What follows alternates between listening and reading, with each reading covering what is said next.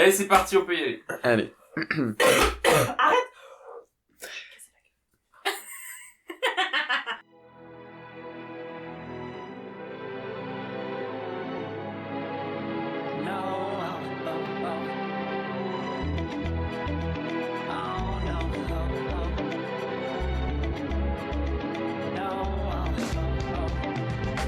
Bienvenue à toutes, à tous et à toutes les douces créatures qui se trouvent entre les deux. 2024 était donc l'année la plus chaude de l'histoire post-industrielle et pourtant on se pèle les miches, Michel, contre le froid de décembre. J'ai le meilleur remède, couvrez vos oreilles avec Ctrl Z, le podcast qui refait l'actualité du mois qui vient de s'écouler. Si vous n'étiez pas sous l'eau ou dans les incendies, vous avez peut-être fêté les lumières, ou pas. Vous avez sûrement célébré Noël, ou pas. Vous vous apprêtez probablement à passer le nouvel an en festoyant, ou pas, et finalement on s'en tape la coquille Saint-Jacques, car ce qui compte c'est que vous soyez là avec nous pour ce dernier épisode de l'année 2024. Je dis avec nous, car comme le disait mon ex, c'est toujours mieux à plusieurs. Plus elles sont foufolles, et plus on rigole. Mes adorables chroniqueurs sont avec moi, bonjour. Encore une fois, nous sommes tous ensemble. Can I get a amen? Et quoi de mieux qu'un sommaire pour passer l'hiver, me direz-vous? Un poêle à granulés, une doudoune et tourner un épisode de Ctrl Z à 6 dans un 18 mètres carrés. Et vous aurez raison, mais ce n'était pas une question. Sommaire. Après un réveillon difficile, elle poussera un coup de gueule de bois. Hippo, quelle bûche t'as chauffé aujourd'hui? La charmante salle. Contrairement à celle de Notre-Dame, ces cloches n'ont jamais cessé de sonner. Val, qu'est-ce que tu me chantes là? Aujourd'hui, je vous chante le plagiat et surtout comment s'inspirer dans les règles de l'art. Quant à moi, je vous parlerai du seul, de l'unique, de l'iconique jour du couronnement. Et après la Révolution, nous nous rendrons au Café du Commerce. Elias nous parlera de l'invité très spécial qui s'est incrusté à sa table. On peut savoir qui c'est, Elias? Et oui, on va parler de l'homme du moment, Monsieur Bayrou. Quelle chance! Comme l'étoile en haut du sapin, la cerise sur le gâteau ou le cheveu sur la croupe, Marie aura le mot de la fin du dernier épisode de l'année. Ça va, pas trop la pression? Écoute, je ferai un petit bilan sanguin à la fin pour être sûr.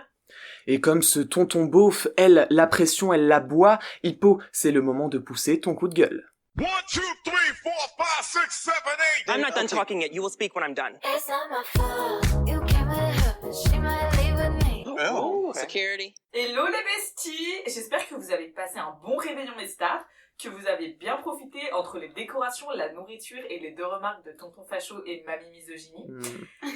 Alors, petite question, qu'est-ce qui va te plaire avec Noël? Une grande organisation. Les sapins. Le Père Noël. Les boules. Noël est la charmentale des femmes, bien sûr. Si pour certains, Noël est synonyme de moments en famille, de convivialité, de repas festifs avec foie gras, saumon, cadeaux, sapins et bien d'autres, pour d'autres, c'est surtout synonyme de nombreuses heures passées en cuisine, avant et pendant les repas, des courses à faire, des repas, des tables à faire, à défaire, ranger, re-ranger et autres joyeusetés. Et bien sûr, en tant que femme, j'appartiens forcément à la deuxième catégorie. Toujours très sympa de passer 3 heures en cuisine le soir du 24 pour s'entendre dire à 20h30 que c'est toujours pas prêt et que quand est-ce qu'on mange? Alors qu'en plus j'avais ça. Non, parce que ce sont toujours les femmes qui s'occupent de tout, de trouver les cadeaux pour tout le monde, souvent parce que ce sont les seules à connaître les goûts des autres puisqu'elles s'y intéressent, contrairement à d'autres, coucou messieurs. Elles s'occupent également de toutes les courses de Noël, acheter la nourriture, la préparer pour ensuite la servir, pendant que messieurs sont assis à parler pendant toute la soirée. Non, parce que le 24 au soir, on est soit en cuisine en train de faire à manger, soit debout en train de débarrasser les assiettes pour les changer. Et quand on est assise à table, c'est pour s'entendre dire que les féministes sont trop extrémistes parce qu'on a déjà atteint l'égalité homme-femme. Un vrai régal. Alors bien sûr, la charge mentale des femmes a toujours existé, même dans le cas d'un fameux 50-50. J'en parlerai dans mon testament de ce très fameux 50-50 qui en réalité n'en est jamais un. Cette charge mentale, bien qu'elle existe on a daily basis, elle est exacerbée pendant les fêtes. La charge mentale des femmes pour les fêtes de fin d'année, c'est du 25 novembre au 2 janvier. Et certaines femmes en arrivent même à redouter ces périodes de fêtes parce qu'en plus de gérer leur boulot et tout à la maison, Il faut rajouter tous les cadeaux, l'organisation du réveillon, du jour de Noël, des jours d'avant, des jours d'après, comment accueillir la famille, bref. Et petite piqûre de rappel qui fait toujours du bien, messieurs, vous n'aidez pas aux tâches. Pour rappel, aider quelqu'un, c'est apporter son concours à quelqu'un, joindre ses efforts au sien dans ce qu'il fait, lui être utile, faciliter son action selon le Larousse. Donc quand un homme cuisine à Noël, ce n'est pas par charité d'âme, c'est juste son devoir en tant que personne vivant dans ce foyer. J'espère que mes compères masculins autour de ces tables ont participé pendant la révision. Bombastic sad eyes. Et sont allés en cuisine ou se sont levés de la table pour débarrasser au lieu de rester attablés toute la soirée à se gaver. Réellement, participez. Si vous voyez que c'est toujours votre sœur ou votre cousine qu'on envoie en cuisine, allez-y aussi. Et remember, la charge mentale, c'est soit vous la subissez, soit vous l'infligez. Bravo Hippo pour cette conclusion extrêmement dure. Mais dites-moi, nous n'avons pas célébré la naissance de Jésus tous ensemble cette année, non ? Mais ne vous en faites pas, car tout au long de cet épisode, je vous offrirai vos présents à la suite de vos chroniques. Et on commence donc avec Hippo. Mais oui, alors, je cherche dans mon sac les présents. Oui, non, c'est une vraie info, hein. Ça n'est pas du tout emballé, mais alors, est-ce qu'elle peut nous dire ce que c'est, puisque ce n'est pas très podcastophonique, voyez-vous. C'est un boxing glove metal kitchen. C'est un gant box. Tu pourras partager avec Ben, voilà, c'est bis, il y a deux petites choses, donc voilà, vous pourrez partager évidemment. Oh, et un éventail extrêmement stylé pour Slay et surtout pour faire sécher mon spray fixateur après m'être maquillée. C'est Exactement. Et pour être vraiment dramatique. Et ces cadeaux symbolisent pour moi la force et la douceur. Oui, force et douceur qui te caractérisent notamment pendant ces repas de famille. Et d'ailleurs, est-ce que vous, les amis, vos repas de famille ont été marqués plutôt par la joie ou bien par la douleur cette année ? Racontez-nous. Plutôt par la joie, hein, personnellement. C'est une bonne nouvelle. C'est une bonne nouvelle. On essaie d'initier le jeu, voilà, des thématiques sympathiques, comme on dit, pour parfois en couvrir d'autres peut-être plus, voilà. Hein, conjoncture. Non mais c'est pas grave parce que un bon moment, parfois, voilà, ça fait du bien et on réglera les problèmes peut-être après. C'est ça. Bah, le mien a commencé par un événement dramatique. Bon, personne n'est mort, donc voilà. Mais repas de Noël un peu marqué par ça, qui en soi a laissé place à des discussions plus joyeuses que d'ordinaire, étant donné qu'on essayait un peu de changer l'ambiance. Donc ça a évité les discussions racistes et tout ce qui s'ensuit. Je m'adresse au binational de ce podcast. Le racisme en repas de famille, ça se passe comment ? Est-ce qu'il y a du racisme intra-nationalité où on va clasher les Français ou les Irlandais du Nord entre eux ou pas ? Alors non, bah moi mes grands-parents nord-irlandais du coup étaient présents. J'ai dit Irlandais du Nord. Pardon. Mais du coup non, il y a pas de racisme on va dire ou de xénophobie entre les deux pays. Par contre, il y a de la xénophobie envers les Polonais. Les Polonais. Parce que les Nord-Irlandais détestent les Polonais. Ah merde. C'est parce qu'en fait, en Angleterre et en Irlande du Nord, t'as pas eu une immigration comme nous en France, maghrébine ou autre. C'était une immigration qui venait de l'Est, notamment des Polonais. Et du coup, en fait, il y a plus une xénophobie vis-à-vis des Polonais. Donc ça fait des discussions parfois un peu accrochées. Surtout, bah voilà, mon père et moi, on est à l'opposé des idées politiques de mon grand-père. Ah merde. Donc voilà, mais globalement ça s'est bien passé, hormis du coup les quelques discussions politiques qu'il y a pu avoir. Et toi, Hippo, une fois sorti de ta cuisine après ce beau repas préparé? Moi, faut sachez que ma mère nous a dit le premier qui parle politique, c'est au fond du jardin dans son assiette. Parce qu'en fait, les autres années, elle nous avait déjà dit ça l'année dernière, parce qu'à chaque fois, ça finit en engueulade, donc ma mère est en mode personne parle de politique, donc on a eu le droit à quelques réflexions sur les jeunes ou sur les femmes qui se maquillent, en fait, elles prennent pas, les femmes qui se maquillent pas, elles prennent pas assez soin d'elles, mais en même temps, les femmes qui se maquillent, des fois, ça fait un peu tapin, donc très sympa. Et sinon, voilà, des petites réflexions de c'est pas encore prêt, voilà, donc je leur ai dit, écoutez, l'année prochaine, vous irez le fêter à l'EHPAD, comme ça sera servi à 18h30, et vous allez vous faire. Non, mais de toute façon, c'est toujours un souci, les écarts de génération. J'ai l'impression qu'il y a un âge où on commence à tourner, on se rigidifie, et puis c'est moins drôle. Pour en revenir au sujet de la chronique d'Hippo, une étude de l'INED sortie le 19 décembre a montré que les inégalités de genre dans les tâches domestiques commençaient dès l'enfance. Ainsi, les filles âgées de 10 ans sont plus nombreuses à s'occuper des animaux, à ranger leur chambre toute seule, à aider pour le linge et la cuisine, tandis que les garçons, eux, ont davantage l'habitude de sortir les poubelles que leurs sœurs. Alors, et vous, comment ça se passait, les tâches domestiques? On parlait cuisine tout à l'heure, mais elles sont multiples. Comment ça se passait pour vous dans l'enfance? Moi du coup j'ai eu un petit frère, donc en termes de genre on est sur le même. Ça se passait comment? On nous a quand même longuement mâché le travail, si je dois dire les choses telles qu'elles ont été. Après on s'adonnait au débarrassage et au métage de table, si tant est que ce soit des vrais mots, et vider le lave-vaisselle de temps à autre. Est-ce que c'était des initiatives faites avec grand cœur, etc.? Non. Bah moi je me faisais douiller. J'étais avec ma mère. Naturellement je voulais pas la laisser tout faire. Enfin c'est pas ma bobonne quoi. Mon frère prend aucune initiative. Donc voilà, si ma mère lui dit un truc, enfin lui dit de faire un truc, il va le faire après avoir rechigné 2-3 fois. Mais sinon, mais c'est vrai qu'il y a eu des cas où il voulait pas le faire et du coup c'est moi qui le faisais. J'étais en mode mais comme il bobonne, de pouvoir un peu de kiné. Enfin mais Et toi, Elias, qu'il y a ce cas de figure dans lequel t'as une petite sœur, que t'as un homme, est-ce que ça a joué? Je trouve que ma sœur et moi, on avait plutôt une répartition égalitaire des tâches domestiques. C'est-à-dire que ma sœur ne faisait pas plus de tâches domestiques que moi, ou j'en faisais pas plus qu'elle. On était plutôt bien répartis. Après, bon, c'était quand même, c'était pas non plus, on n'était pas dans la cuisine, mais c'était plus, mettre la table au débarrasser, vider de la vaisselle, ou passer l'aspirateur, des choses comme ça. Mais non, je trouve qu'on a plutôt grandi. Après, peut-être que j'ai une perception biaisée et que j'ai l'impression que j'ai fait les choses de façon égalitaire, mais de mon point de vue, c'était plutôt égalitaire. Et pour le coup, je vais reprendre la parole, mais c'est vrai que moi, c'était plutôt égalitaire aussi, hein. On avait à peu près les mêmes tâches, quoique, de manière sectorielle, ça différenciait. Par exemple, moi, il y a eu un grand jeu autour du fait que je devais savoir passer la tondeuse. Ce qui n'a pas du tout été le cas pour mes sœurs. Peut-être qu'elles savent passer la tondeuse, j'en sais rien, mais moi il y avait quand même un enjeu, même le bricolage, tu vois, il y avait quand même ce truc de bon, pour les tâches domestiques, c'est cool que tu saches le faire, mais c'est bien que tu saches faire comme les hommes, le barbecue, la tondeuse, etc.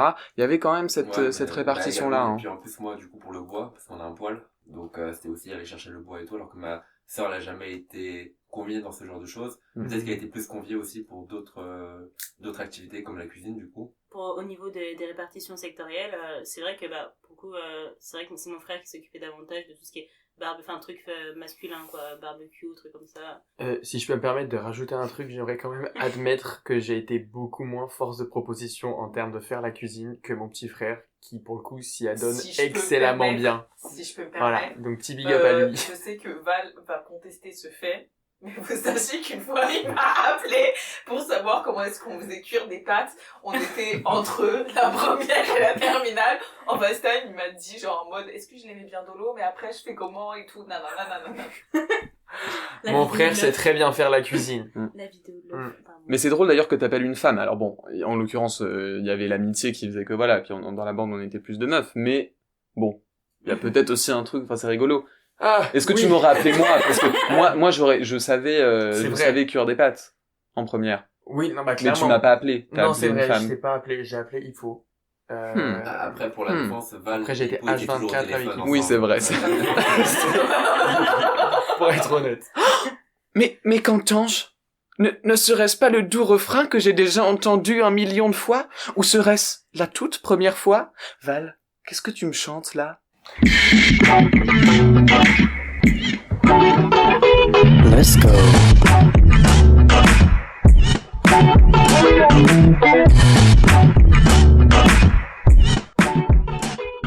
Question, qu'est-ce que je vous chante là? Eh bien, aujourd'hui, je vous chante une fin d'année qui rime avec une toute autre fin, celle de la perception de redevance par Gilbert Montagnier pour son cultissime tube « On va s'aimer ». Enfin, a priori, et seulement en partie, je m'explique. Après une bataille judiciaire mêlant instances françaises et italiennes, la cour d'appel a déclaré que la chanson « On va s'aimer », sortie en 1983 et interprétée par Gilbert Montagnier, était une contrefaçon, n'en déplaise à Mylène, qui a pour habitude de s'en défaire. Bon, contrefaçon du titre « Une fille de France », interprété par le chanteur italien Gianni Lazzaro, paru en 76, soit 7 ans plus tôt. Ça a bossé sur Duolingo. Mais racine.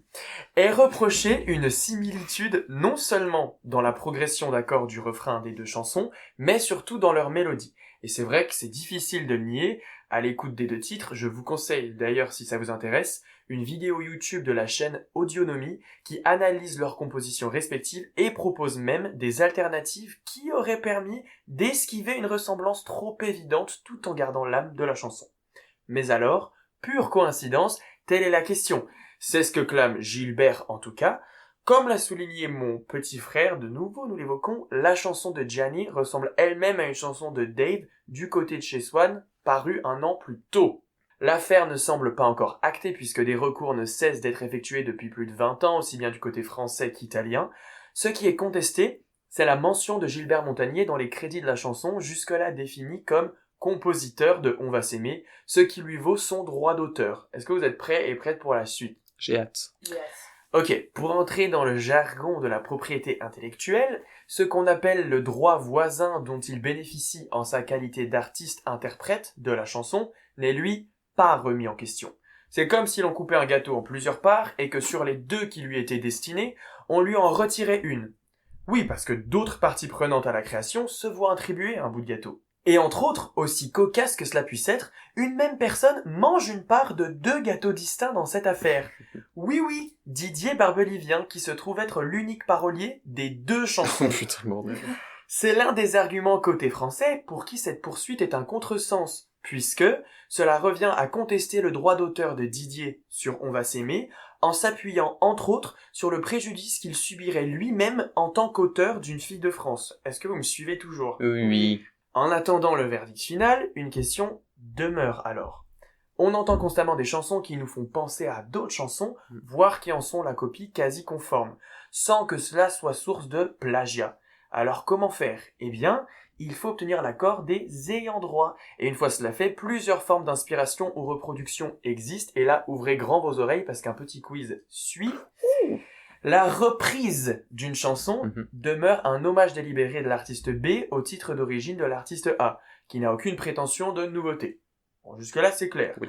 Le remix, lui, il est très souvent exécuté en faisant intervenir un compositeur nouveau, mais il demeure au nom de l'artiste-interprète originel même. Le sample, lui, consiste en la récupération d'un extrait musical brut que l'on insère en tant que tel au sein d'une nouvelle composition. Et l'interpolation consiste en la reproduction d'un son extrait d'un titre A, qu'il s'agisse de mélodies, d'accords, de refrains, etc., dans le cadre de la création d'un titre B. Ok?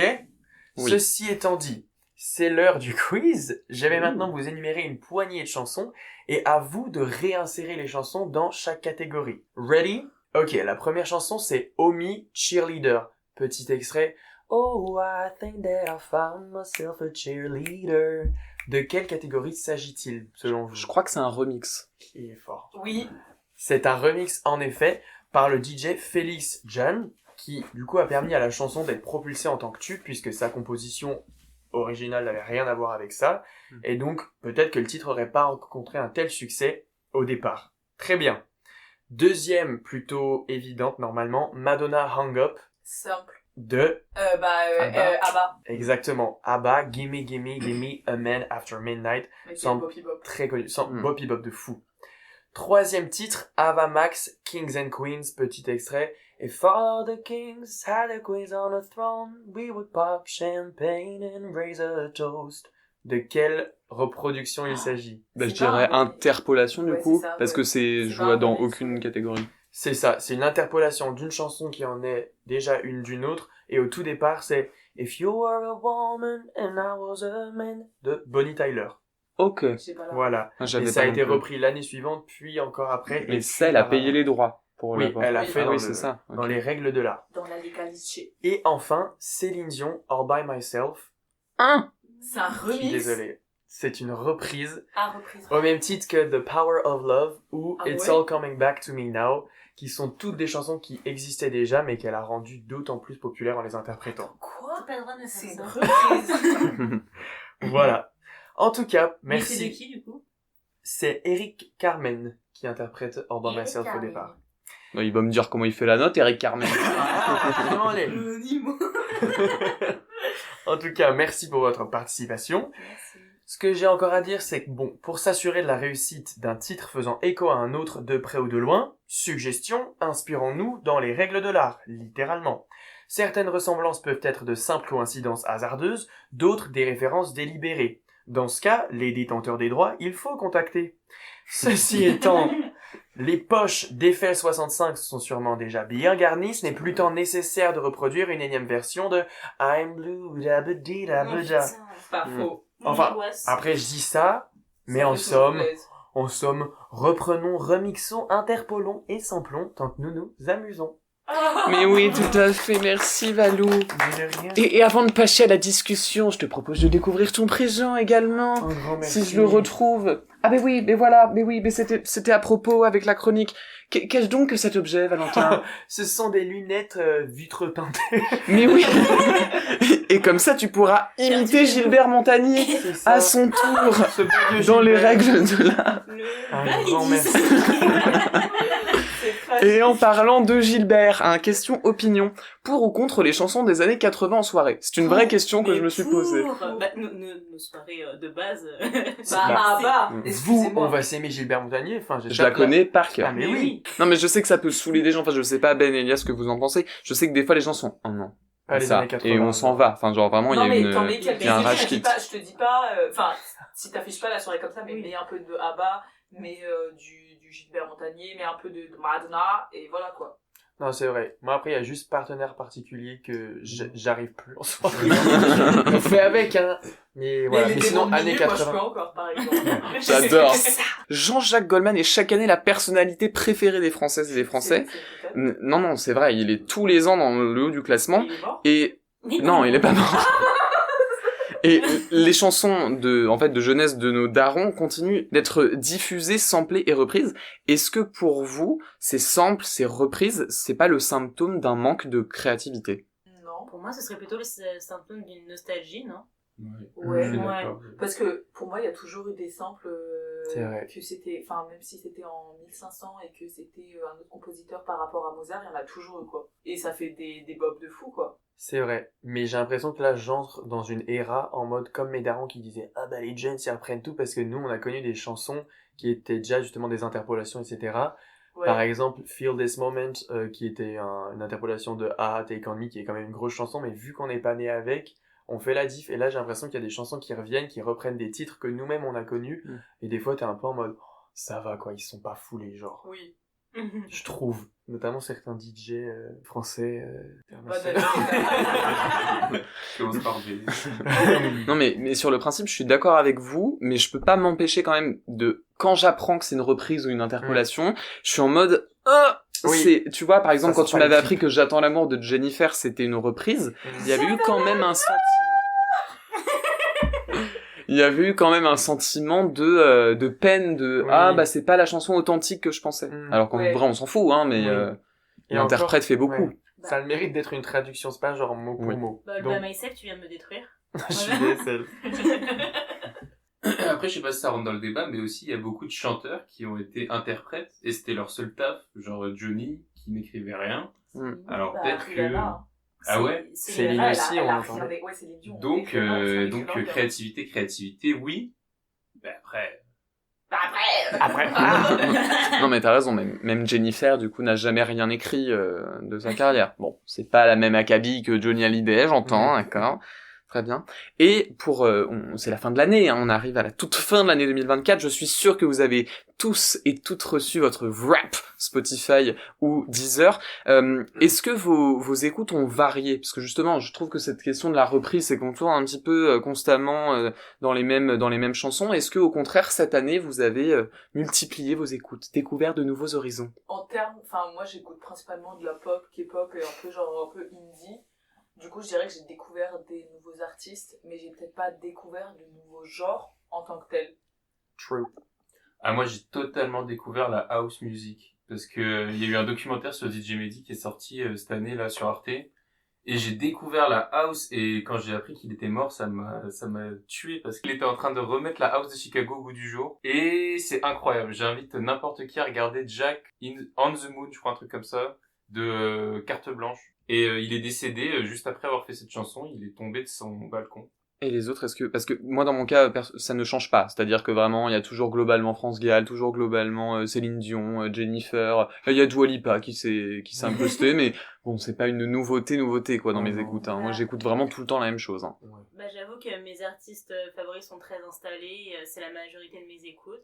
Après, voilà, j'écoute un peu plusieurs artistes, mais encore dans la pop, enfin, toujours dans la pop, etc. Mais bon, Taylor Swift et Fletcher, à jamais dans mon cœur, quoi.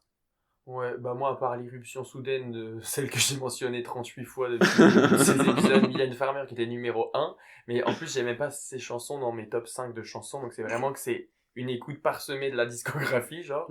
Et sinon, Brandy, la chanteuse de R&B, dont j'ai écouté peu cher, hein, mais 3 chansons en boucle, certes en boucle, mais ça m'a suffi pour être dans ces 0,02% d'auditeurs en France, je crois.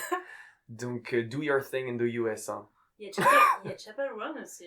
Ah ouais. Belle découverte. Si je puis me permettre, à un moment, vous savez, Spotify, il décrivait un peu votre personnalité. Et moi, il m'avait décrit en tant que Pink Princess Cheerleading Pop.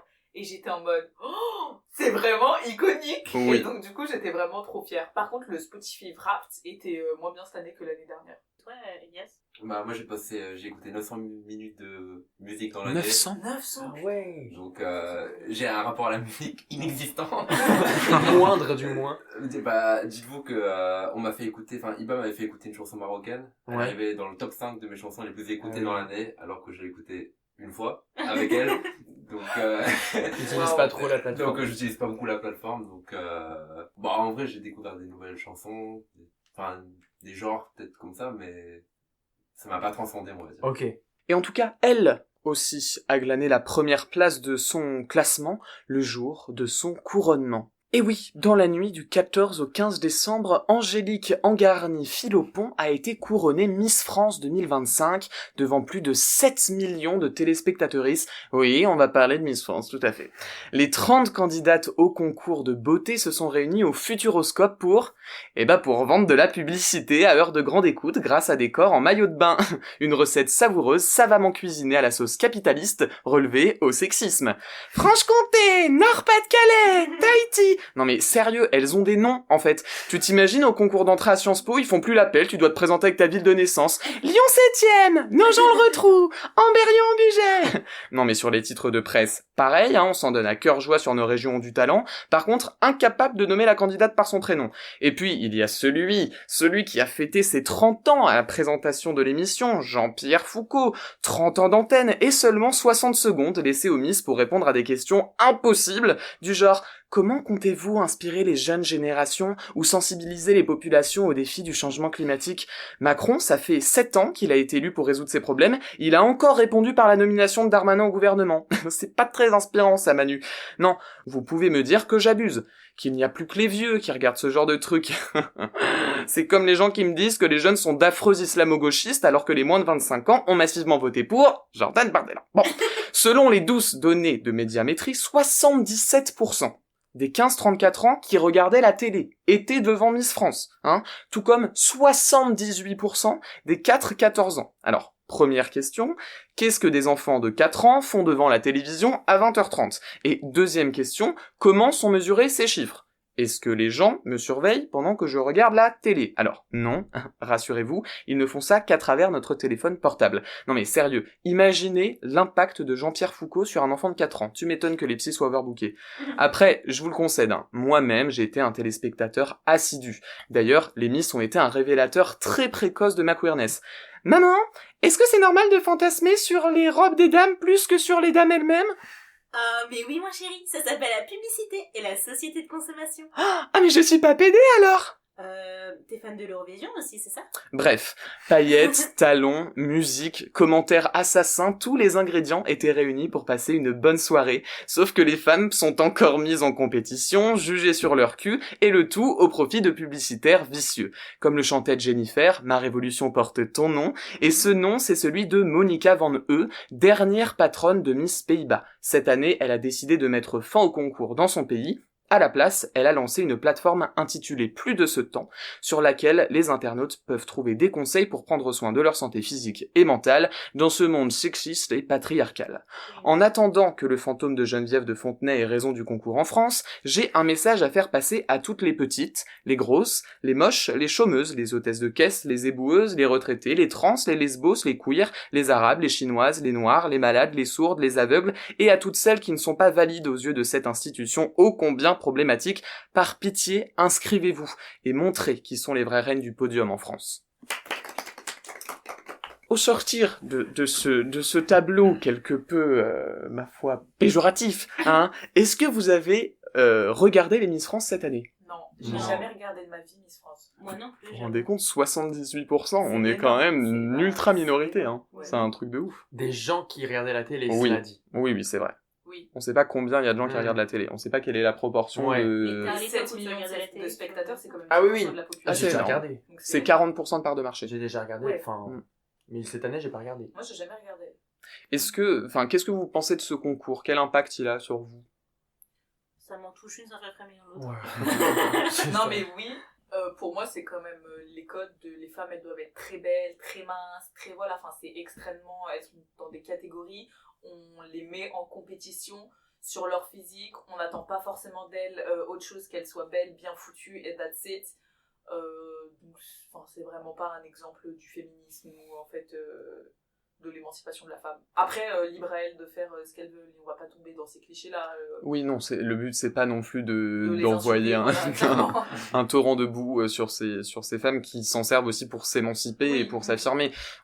C'est toujours le même truc, c'est que le patriarcat arrive quand même à ce qu'on se retourne contre les femmes elles-mêmes. Oui. Et d'ailleurs, Angélique Angarny-Philopon, Miss France 2025, a beaucoup été critiquée sur les réseaux sociaux. Bon alors, outre les commentaires racistes, Miss Martinique, elle a été aussi beaucoup épinglée sur son âge. En fait, c'est la Miss France la plus âgée de l'histoire. Est-ce que vous savez quel âge elle a? 34. Exactement, 34 ans. Alors depuis l'édition 2022, la seule limite d'âge qui tienne en France, c'est celle du minimum. Toutes les femmes de plus d'1m70 peuvent participer au concours, à condition qu'elles aient plus de 18 ans. Et voilà, 34 ans, c'est un peu trop vieux pour beaucoup de Françaises et de Français. Amanda Castillo, qui est journaliste et qui a écrit un livre sur l'agisme et les questions de genre, explique à Ouest France que cet agisme est lié au patriarcat, qui s'en doutait. Une femme, en fait, c'est fait pour pondre des gosses, selon le patriarcat, et donc plus on vieillit, moins on est fertile, et bim, l'agisme. Vous, les amis, est-ce que vous avez peur de vieillir? Est-ce que c'est une question qui vous taraude? Bah, franchement, non. Je le vis assez bien. Je vois ça comme des chiffres qui s'ajoutent, quoi. Plus l'aspect de temps qui passe, mais pas l'aspect vieillir. En mode, je vois pas ça comme pourrir. Si ça répond mieux à la question. Après, moi, j'ai vécu avec une mère qui adore vieillir. Elle se vieillit toujours dans son âge, etc. Donc, c'est vrai que j'ai pas été complexée. Moi, j'ai eu la chance d'avoir quelqu'un de mon entourage à un moment qui avait elle avait cette façon de voir la vieillesse comme une chance, et c'était hyper intéressant parce que elle m'expliquait qu'on était beaucoup plus de temps vieux dans notre vie que jeune. Et elle disait, mais en fait, c'est génial. Et puis, elle disait, mais moi, j'ai hâte de pouvoir faire ce que je veux parce qu'en vrai, t'es aussi plus libre. Si t'arrives à accepter de vieillir, tu te libères d'un poids et ça m'a fait beaucoup relativiser, perso. Et puis même la vieillesse, ça te permet aussi de vivre plus de choses et de grandir à ta façon, en fait. Donc je pense qu'il faut qu'on sorte du carcan que c'est quelque chose de mal. Parce qu'en fait, c'est l'évolution naturelle de la vie. Et en fait, dans notre vie, on va découvrir plein de choses, en fait, en vieillissant. C'est sûr. Mais après, moi, je pense qu'il y a un peu eu un moment où j'étais en mode, forcément, quand tu commences à vieillir, en tant que femme, enfin, tu sais, on fait vraiment croire que en tant que femme, tu dois être désirable et désirée tout le temps. Donc, quand t'as un peu ça, tu vois, moi, j'ai eu un peu quelques réflexions dans mon entourage, où c'était en mode, profite, parce que là, t'es jeune, t'es belle, tu verras, moi, à ton âge, machin, tu sais, faut mettre les crèmes, faut ci, faut ça, tu vois. Et du coup, genre, quand j'avais 13-14 ans, j'étais un peu en mode, dac. Donc, genre, je m'en défais un peu, mais c'est vrai que pendant un temps, j'ai un peu eu ce truc de, faut pas que je vieillisse. Moi, pour le coup, j'ai un peu comme toi, Val, j'ai un peu ce truc de « Ah, le temps avance, attention », parce que, en fait, j'aime bien parfois être le plus jeune, et en même temps, mon âge est tellement indéfini, c'est-à-dire que des fois, on va me rajeunir, mais genre atroce, limite, on va me demander ma carte d'identité dans un bar, et d'autres fois, on va me dire « Ouais, t'as 25, 26, 27 ans, mais pas du... » Enfin, en fait, va falloir vous décider. Donc, je trouve qu'on est encore dans un âge où la question de l'âge se pose presque pas, parce qu'en fait, on est mis un peu partout... Mais Ce qui est sûr, c'est qu'il y en a un qui ne complexe en rien de ses 73 ans, alors qu'il gouverne la France. Il s'est même invité au Café du Commerce d'Elias, que l'on écoute tout de suite.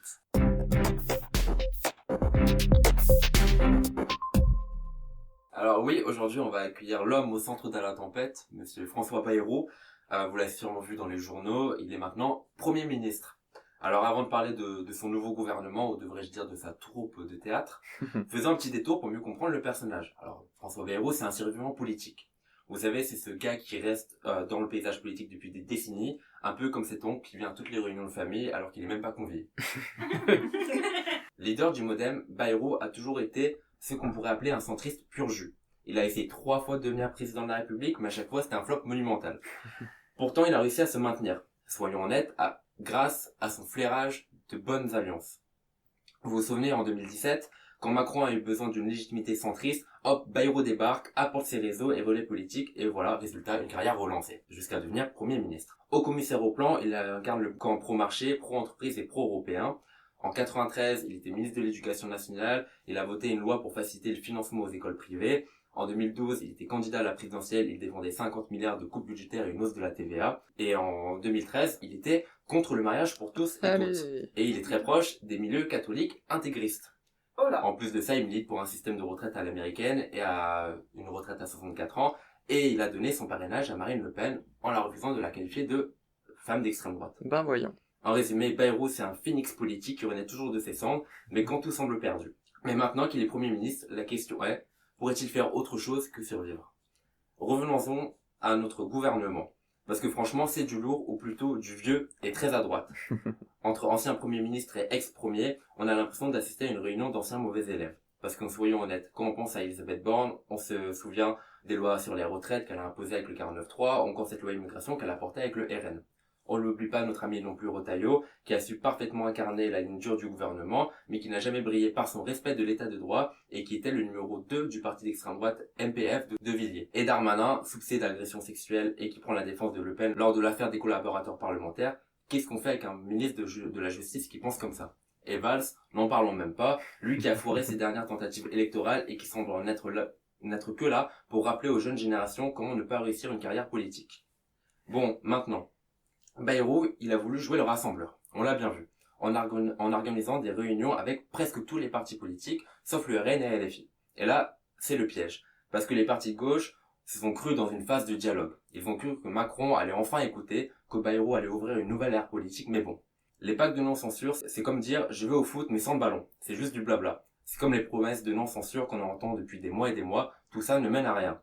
Ce n'est pas des pactes de non-censure qui va résoudre les problèmes structurels du pays. Ce qu'il faut, c'est un véritable bras de fer politique, mais au lieu de ça, on a un gouvernement qui essaie d'appliquer une vieille recette française, faire semblant de dialoguer, tout en cachant l'inaction derrière des discours creux. Et parlons-en un peu de à droite. À droite, Wauquiez, il a pas eu son ministère de l'économie. Du coup, il boude. Dieu merci. Résultat, la droite se divise encore un peu plus, et le soutien se fait la malle.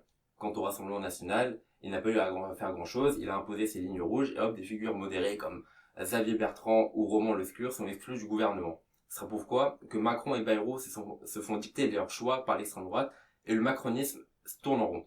Il n'y a plus de vision, plus de projet clair, c'est la fin du projet républicain, la mort de la vie politique, on n'y échappe pas. Le Frankfurter Allgemeine Zeitung, le grand journal allemand, a déjà tranché Die Agonie der Fünften Republik. Ce qui veut dire l'agonie de la 5e République. Ah. Alors peut-être qu'il faudra enfin passer la 6e République. Alors, est-ce que François Bayrou, il pourrait faire bouger les choses, ou est-ce qu'on va juste avoir une rediffusion de tout ce qui a échoué jusqu'ici? En l'état, ce gouvernement sans la fin de règne, on a des têtes connues, des échecs passés, et si le gouvernement Bayrou se veut celui de l'expérience, c'est une expérience qu'on connaît déjà très bien, celle du néolibéralisme destructeur. Mais cette inertie gouvernementale ne s'arrête pas aux querelles de couleur à Paris, à des 1000 km sur l'île de Mayotte, elle prend une forme encore plus crue, celle de l'abandon pur et simple d'un territoire français où les logiques néocoloniales et le mépris de l'État produisent des drames humains insoutenables. Mayotte, territoire français abandonné, paie aujourd'hui au prix fort les conséquences d'une gestion néocoloniale et d'un désintérêt structurel de l'État. 77% de la population vit sous le seuil de pauvreté, 5 fois plus que dans l'Hexagone, et seulement 30% des personnes en âge de travailler ont un emploi. Le cyclone n'a fait que relever dans toute sa violence le mépris systémique pour ce département français. Face à cette catastrophe, les réponses du gouvernement illustrent une fois de plus la déconnexion totale des réalités locales. Macron et son exécutif répondent par des couvre-feux, des mesures technocratiques comme le rationnement de l'eau et la distribution alimentaire. Ces solutions sont non seulement insuffisantes, mais elles révèlent davantage du contrôle social que d'un véritable plan de reconstruction ou de secours. Les conditions de vie déjà désastreuses sont rendues intenables par cette gestion calamiteuse. Le cyclone a détruit la quasi-totalité des habitats précaires. À cela s'ajoute un système de santé sous-doté, incapable de répondre aux besoins de la population. Le gouvernement préfère détourner l'attention vers des solutions idéologiques, durcissement des contrôles migratoires, discours paternalistes et fausses promesses. Pendant ce temps-là, les Mahorais continuent de survivre dans des conditions indignes. La véritable catastrophe n'est pas uniquement naturelle, elle est politique. Mayotte subit les conséquences d'un néocolonialisme qui refuse d'investir dans les infrastructures essentielles, dans l'éducation, la santé ou encore des politiques sociales ambitieuses. Le cyclone n'a été que l'élément déclencheur d'une crise structurelle bien plus ancienne, une crise orchestrée par un État qui ne voit dans Mayotte qu'un territoire à contrôler et non une population à protéger. Merci beaucoup Elias, c'était ta dernière chronique sur le sol français avant que tu ne t'envoles pour le pays du canard. Oui, savant jeu de mots entre le prénom Donald, qui est un canard, et sa forte propension à être une très très mauvaise personne.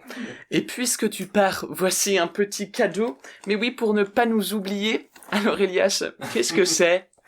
C'est un poulet qui fait du bruit. Tout à fait. Un poulet qui couine. Comme ça, en cas de menace américaine, bim, un poulet bien français. Et apparemment, le patrimoine, c'est important dans notre gouvernement. Bayrou, Borne, Valls, Retailleau, Darmanin. Quel a été le pire comeback au gouvernement, selon vous ? Moi, c'est vraiment Retailleau, franchement, faut aller brûler. Et Darmanin, la justice, Darmanin, je trouve ça la super. justice, le lendemain, ça a lâché des gros tweets, genre, il faut tirer les leçons du procès Mazan pour mettre qui ? Un violin à la justice. Et Borne qui littéralement 2 heures après être nommé dit c'est vrai que je suis pas experte sur ces sujets. Bestie, l'entretien d'embauche il était il y a 4 heures, enfin je sais pas, fais un effort. Mais ça c'est aussi parce que c'est une femme, parce que Valls pour le coup il s'est senti totalement capable de gérer les outre-mer. Il s'est fait dégager et les Espagnols le détestent et il revient chez nous, mais je vais péter un câble. Mais en plus, avec les événements actuels en Outre-mer, ils se disent, tiens, quelqu'un qui est pas d'Outre-mer, ils sont déjà pas suffisamment dans la merde. Après, faut remettre en contexte, Valls, c'est celui qui a géré l'état d'urgence, et en plus, c'est celui qui a géré la crise syrienne, etc., il me semble, de mémoire. Ce fut bien géré. Et, non, voilà, justement, et il est hyper bien vu par la droite et l'extrême droite, bah oui. Notamment à Mayotte, où il y a on va dire, entre guillemets, une situation avec l'immigration des Comores, et du coup en fait c'est pour ça qu'ils l'ont choisi lui. Et en plus de ça, il a un ministère à lui tout seul, alors qu'avant c'était rattaché à l'intérieur ou à un autre ministère. Et là, il a fait un gros coup quand même, Valls. Oui, puis il est 3e dans l'ordre protocolaire, donc c'est énorme. Enfin, il a une place énorme. Mais enfin, je trouve ça vraiment complètement dingue. Enfin, le mec, c'est la déchéance de nationalité, c'est la négation des droits humains dans les gardes à vue, parce que l'état d'urgence c'est une catastrophe en termes de droits de l'homme. Mais justement, ils veulent supprimer la naturalisation, c'est quoi sur déjà le sol. Le droit du sol. Ils veulent supprimer le droit du sol à Mayotte, ils veulent faire plein de contrôles migratoires sur Mayotte, et c'est les seules choses. Là, il y a 1 heure, ils ont fait un discours, Bayrou, il a parlé d'immigration.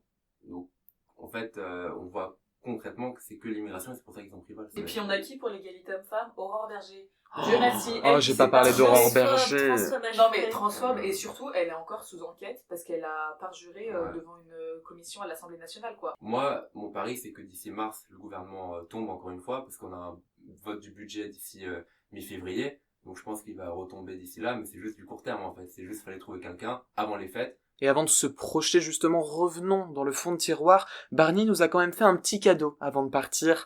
À partir du 1er janvier 2025, vous pourrez consulter gratuitement un psychologue, ou une psychologue, à raison de 1 fois par mois. Bon, c'est pas énorme, mais c'est déjà ça. Pour cela, il faut prendre rendez-vous avec une professionnelle ou un professionnel agréé sur la plateforme monsoutienpsy.amelie.fr, et ça va être utile, puisque selon un récent rapport de la Fondation Jean Jaurès, 54% de la population souffre de fatigue informationnelle. Plus d'1 personne sur 2 se dit épuisée ou stressée par l'information. Alors, pas de panique, les amis, dans Contrôle Z, on sait que l'info peut attendre. Prenez plutôt une pause. Et tenez, avant le début de l'année, j'aimerais tous ensemble que l'on prenne une bonne résolution pour notre santé mentale. Comment est-ce que vous comptez prendre soin de votre santé mentale pour l'année à venir ? Moi, je pense en vrai aller voir un psy, parce que c'est grave un truc que bah en fait ça coûte, enfin je dépendais encore financièrement de mes parents et tout, et en vrai c'est quasiment, si tu vas par exemple 2 fois dans le mois, tu vois, c'est quand même 120 €, donc enfin tu vois, ça refait un peu un budget. Donc là je me dis 1 fois par mois, franchement let's go. Et après plus sortir, plus voir les gens, plus voyager, parce que c'est vrai que là de septembre à décembre j'ai pas vraiment vu les gens qui comptaient pour moi. Bah, perso, why not des petites méditations, des petites écoutes de musique instrumentale et tout, genre Oki Cool, tout ça. Bon, on rigole un peu avec ça avec Mary, parce que j'aime bien mettre ça pour travailler.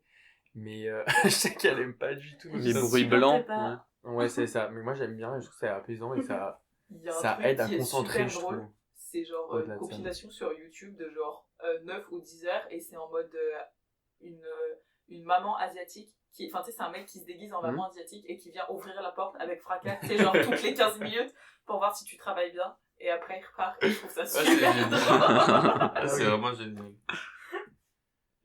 Moi, il faudrait que je travaille moins, mais malheureusement, je peux pas, donc... Pourquoi tu peux pas? Un gros merci à Tu toi. sais, c'est les étapes, on a tous des étapes dans nos études, il faut qu'on bosse beaucoup, et là, je suis à un concours, donc... bah, voilà. Mais après, je travaillerai moins. Promis.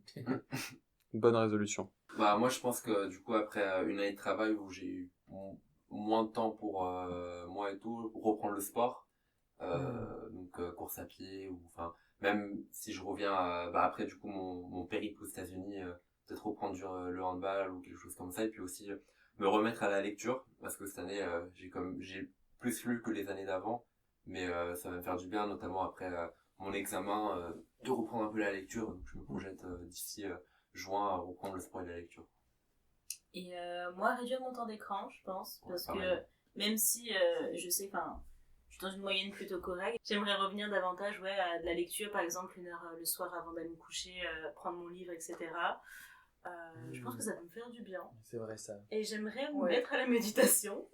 Je me suis rendu compte que j'y arrivais pas du tout quand j'ai essayé une fois. J'étais en mode, bon, on va travailler dessus parce que les pensées incessantes qui sont dans la tête, enfin voilà quoi, mais voilà. Mais oui, prenons soin de nous, en commençant par prendre soin de clore cet épisode en beauté avec Marie et son mot de la fin.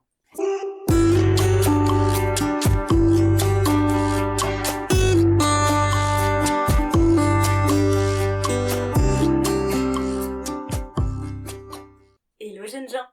Ça y est, 2024 se termine. Enfin, pour certains, déjà pour d'autres.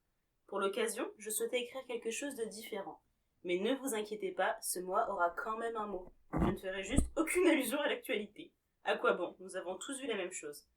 Bref, à défaut de l'actualité du monde, c'est la mienne que je vous conterai. Allez, je vous ai assez fait patienter. La fin de l'année. À mon sens, chaque fin amène à un bilan, une leçon, un état des lieux de sortie, appelez ça comme vous voulez. Pour moi, ainsi que pour le mot du mois, oui j'ai galéré à dire ça, ça sera le bilan, mon bilan. 2024. J'ai commencé l'année sans vraiment savoir où j'allais. Je venais d'abandonner des études qui ne me correspondaient plus pour poursuivre un rêve. En mars, je signais mon premier CDI, tandis que juin marquait le retour de la vie à deux. Et oui, j'en avais fini de me terrer dans ma grotte. Si la coloc me ramenait à de vieilles habitudes, mon CDI, lui, m'ouvrait de nouvelles perspectives que je n'aurais jamais imaginées. Pour ne rien vous cacher, mon retour dans le monde avait tout d'un choc. Je me retrouvais confrontée à des humains, des vrais, bien plus angoissants que mes personnages de papier. Les insécurités aussi ont fait leur grand retour. La machine était lancée, je plongeais dans l'inconnu, et quel inconnu! Malgré mes appréhensions, j'ai découvert que des personnes que je ne connaissais pas pouvaient m'apprécier. Moi, telle que je suis? Bon, pas toutes, mais vous avez compris l'idée. Pour la première fois depuis ma rencontre avec mes chères chroniques heureuses, je trouvais une vague sensation de confort. Bien sûr, mes insécurités ne m'ont pas quittée pour autant, et c'est dans cette bulle de nouveauté que j'ai dû apprendre à travailler sur certaines d'entre elles. Cela n'a pas été un long fleuve tranquille. Je crois que ça ne le sera jamais, en fait. Il est toujours plus facile de ne rien changer. Les anciens schémas ont la vie dure. Peut-être est-ce pour cela que certains préfèrent blâmer les autres pour leurs propres failles. Oui, c'est visé. Heureusement pour moi, cette année m'a offert quelques personnes grâce à qui le travail fut plus aisé. Elles se reconnaîtront sans doute. J'ai appris bien des choses à leur contact. Déjà, que de nouvelles personnes pouvaient me respecter, mais surtout que j'étais en droit de l'exiger. Évidemment, me direz-vous. Mais avec vous, chers amis, la question ne se posait plus depuis longtemps. Ensuite, il y a la coco, la mumu, la communication. Et oui, parce qu'il a fallu attendre 2024 pour que votre cher overthinker réalise que parler de ce qui la tracasse permet de résoudre tout un tas de situations. Je vous jure, vous devriez essayer, c'est incroyable. Bon, sinon j'ai découvert que je chantais merveilleusement bien. Hein? Quoi? Tu insinues que je mens, Elias? Le déni? Non, ça c'est le thème de ta chronique, voyons. Allez, revenons à nos moutons. Oui, j'utilise l'expression de daronne de 45 ans, et alors? D'ailleurs, Ben, c'est pas Versailles ici, alors éteins cette lumière, s'il te plaît. Pardon, j'ai la concentration d'un poisson rouge. C'est drôle. En écrivant cette chronique, j'ai réalisé que je ne parlais pas uniquement de moi. Ces évolutions, sentiments, questionnements m'avaient déjà traversé il y a quelques années, sans m'être destinée pour autant. Ces mots, je les dédiais autrefois à Cléo, le personnage principal de mon premier roman. Moi aussi, j'ai préféré la fuite au saut d'obstacles. Oui, c'est une phrase que j'avais utilisée et qui était pas mal. La vie me terrifiait, les risques aussi. Bon, c'est toujours le cas, mais on bosse dessus. Cléo avait un mal fou à gérer ses émotions. Plus que tout, elle craignait de s'attacher à quelqu'un. Je ne peux que la comprendre. Après vous, chers amis, je pensais que cela n'arriverait plus. Enfin, je l'espérais, du moins. Mais les rencontres réservent parfois une ou deux surprises. Si cette année m'a appris quelque chose, c'est qu'il est difficile d'ouvrir son cœur à de nouvelles personnes. Ça nous rend vulnérables, mais pas faibles pour autant. Et je me dois de croire que ça en vaut la peine. Bon, pas tout le temps non plus, faut doser, mais vous avez compris l'idée. D'ailleurs, je ne sais pas si vous avez eu cette chance, mais un voyant TikTok m'a prédit que je trouverais l'amour en 2025. Étrange, sachant que ma crush numéro 95 est encore mariée. Peut-être la 96, qui sait. Ce bilan touche à sa fin. Vous avez compris le jeu de mots? Oui. Bilan, enfin, oh mais il fallait le rappeler. Et comme tout texte auto-centré de plus de 3 minutes, j'aimerais finir par des remerciements. À vous, chers chroniqueurs, chroniqueuses, de m'accompagner au quotidien, m'aimer, me comprendre, me soutenir, me faire rire. Bref, je vous aime, bande de toucans. Allez, la bise jeune fou et à l'année prochaine. Mais on t'aime aussi, ma Marie. C'est très beau. Merci pour ce beau cadeau, et c'est à moi, désormais, de vous faire un cadeau. Voilà. Alors, qu'est-ce que c'est? C'est une cloche, mais oui, tout à fait. Alors, une cloche qui sonnera à la fin de l'épisode, mais également qui permettra que l'on réponde à tes exigences. Et donc, pour nous, les amis, j'ai acheté des boules qui est, voilà, pour que elle puisse continuer de nous demander des choses, mais que l'on ne puisse pas l'entendre. Bon, Marie a fait son bilan de l'année, et moi, en tant qu'animateur de ce podcast, je vais vous demander de faire un petit peu le bilan de votre rôle de chroniqueur-chroniqueuse. Comment est-ce que vous avez vécu ces 5 premiers épisodes, la préparation, le tournage, le montage, la diffusion, la communication? Qu'est-ce que vous retenez de ces 5 premiers épisodes? Je me disais, j'aimerais bien quand même prendre à chaque fois un truc d'actualité, un truc français, musical, et j'avais peur de pas trouver toujours un truc. Et au final, il y a toujours moyen d'embrayer sur une autre thématique, ce que je fais à chaque fois, comme là c'était le cas avec le sample, l'interpolation, etc. Et j'aime bien l'exercice, en vrai, et j'apprends aussi à chaque fois des choses moi-même pour construire la chronique. Donc, j'adore. Mais c'est ça, est-ce que vous vous amusez encore à faire cet exercice?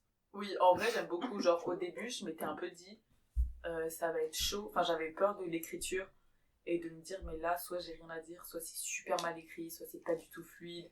Ou en fait, de passer des heures et en fait, j'avais l'impression à un moment que ça allait être un peu comme un TD de droit, où tu sais, t'es là, enfin, tu sais, t'y passes 10 heures et après, genre, 3 minutes après, t'es en mode, mais là, en fait, là, c'est nul, donc t'effaces tout. Mais en vrai, ça se passe hyper bien, et c'est un moment de se retrouver tous ensemble et tout, donc c'est trop. Et puis, on discute, on donne notre point de vue, j'aime trop. Et puis enfin, c'est un projet qu'on fait ensemble. Ouais, C'est incroyable. Le premier, qu'on soit tous ensemble comme ça, c'est vraiment le premier.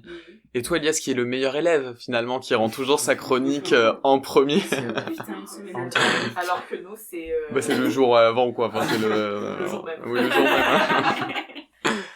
Non, c'est toujours plaisant de le faire, et puis je trouve que c'est bien qu'on le fasse chaque fin de mois, parce que il se passe des événements, et puis il y a toujours des événements qui se passent après, où on a le temps de réfléchir aussi. Enfin, vu que je m'y prends un peu à l'avance, j'ai le temps de laisser mûrir et de prendre le temps d'écrire. Donc non, franchement, j'aime beaucoup et ça me plaît beaucoup, et comme l'a dit tout le monde, merci à toi et un bravo à toi pour tout le travail que tu fournis. C'est gentil, merci beaucoup et merci à vous. Mais écoutez, moi ça me plaît beaucoup, j'adore écrire, j'adorais déjà écrire.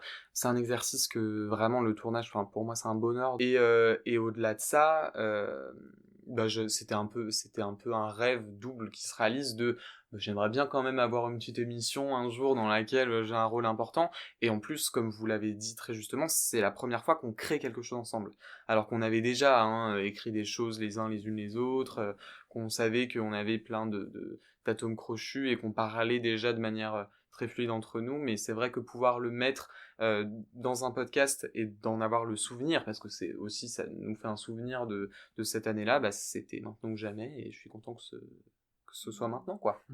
Et toi, Ben, qui a rejoint l'aventure depuis ces 2 derniers épisodes, où tu interviens, mais que tu étais déjà là les premiers épisodes dans le montage, comment est-ce que tu vois toute cette marmaille?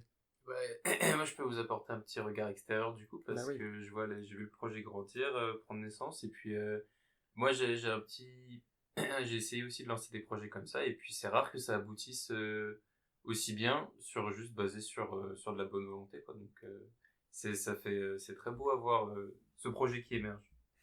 Et plus largement, qu'est-ce que vous retenez de cette année 2024? Marie, t'as développé toutes ces thématiques, mais voilà, qu'est-ce que vous retiendrez quand on vous dira 2024 dans quelques années? Qu'est-ce qui sautera aux yeux?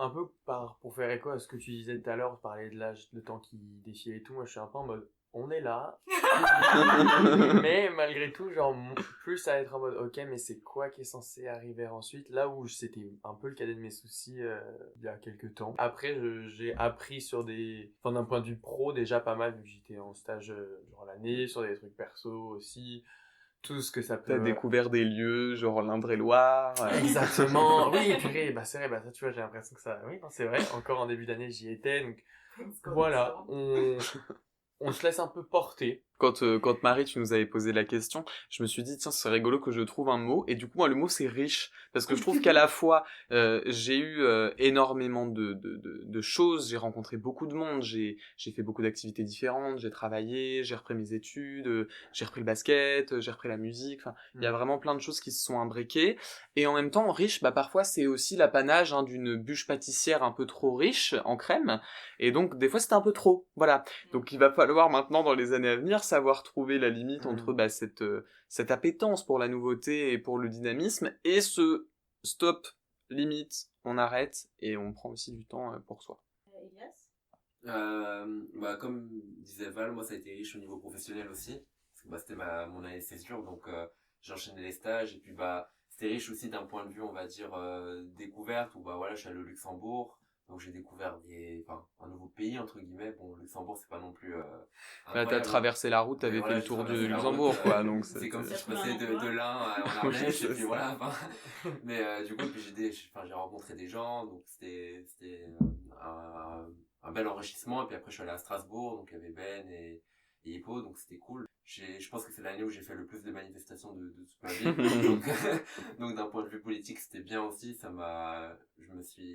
J'ai monté en compétences, en connaissances et tout. Et puis j'ai milité aussi à Strasbourg avec les filles, donc j'ai rencontré des gens et tout. Donc non, franchement, ça m'a fait un grand bien cette année.